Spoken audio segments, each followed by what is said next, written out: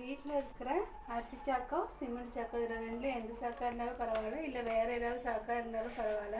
இதை பயன்படுத்தி எப்படி ஒரு ஈஸியான க்ரோ பேக் ரெடி பண்ணுறதுன்னு பார்க்கலாம். அதுக்கு இந்த மாதிரி ஒரு அரிசி சாக்கு நான் எடுத்துருக்கேன். அந்த அரிசி சாக்கோடைய மேல் பகுதியை உங்கள் க்ரோ பேக் எந்த அளவுக்கு உயரம் வேணுமோ அந்த அளவுக்கு உள்புறமாக மடிச்சுக்கோங்க. இந்த பாருங்கள் ஃப்ரெண்ட்ஸ், இந்த மாதிரி உள்புறமாக நான் மடிச்சிருக்கேன். எந்த அளவுக்கு உயரம் வேணுமோ அந்த அளவுக்கு இப்படி மடிச்சுக்கோங்க.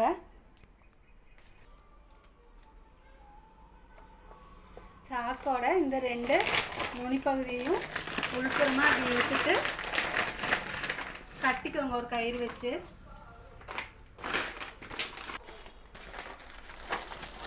இந்த பாருங்கள் ஃப்ரெண்ட்ஸ், ரெண்டு நுனிப்பகுதியும் உட்புறமாக இழுத்துட்டு இந்த மாதிரி ஒரு கயிறு துண்டு கயிறு வச்சு டைட்டாக கட்டிக்கோங்க.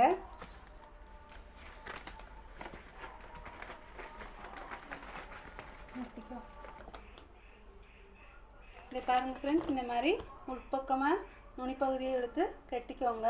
இப்போ கரெக்டாக ரவுண்டு ஷேப்க்கு ஆயிடுச்சு. இதை அப்படியே கீழே வச்சுட்டு நீங்கள் மண்ணை நிறச்சிட்டு செடி வைக்கலாம் ஃப்ரெண்ட்ஸ். இப்போ நீங்கள் கொஞ்சம் ஸ்ட்ராங்காக இருக்கணும்னு நினச்சிங்கன்னா ஒன்றுக்குள்ளே இன்னொரு சாக்கு போட்டு 2 சாக்காக இந்த மாதிரி செஞ்சுக்கோங்க.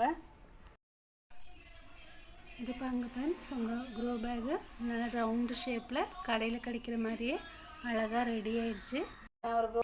இது பாருங்கள் ஃப்ரெண்ட்ஸ், நான் தயாரித்த க்ரோ பேக்கில் மிளகா செடியும் கூர்க்கங்கிழங்கு செடிகளும் வச்சுருக்கேன். நீங்களும் இது மாதிரி வீட்டில் க்ரோ பேக் ரெடி பண்ணி வைக்கலாம். இது பாருங்கள், பழைய பக்கெட்டு உடஞ்ச பக்கெட்டில் மணத்தக்காளிக்காய் செடி வச்சுருக்கேன். நீங்களும் ட்ரை பண்ணி பாருங்கள் ஃப்ரெண்ட்ஸ்.